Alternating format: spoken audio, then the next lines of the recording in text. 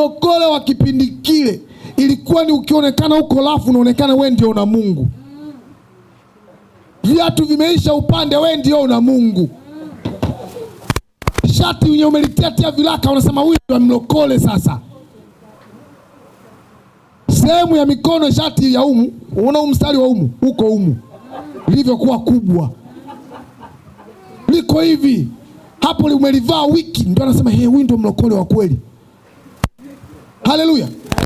Unavaa suruali linene kama kungutio la mashine. Suruali hata ukikunja hivi nyewe haikunji bado imenyoka. Wakikuona ndio wanasema huyu ndio mlokole.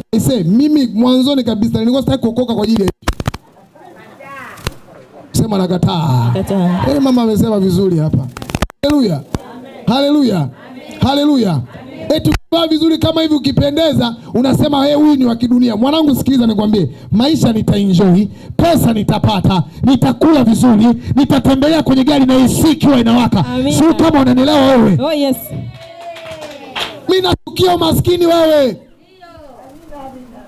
Kuvaa makoti makubwa kitokea hapo. Wewe ndio unasema Simwana ndivyo simple hivi. Kajisemea mama wangu. Haleluya. Haleluya. Haleluya. Unaisaula.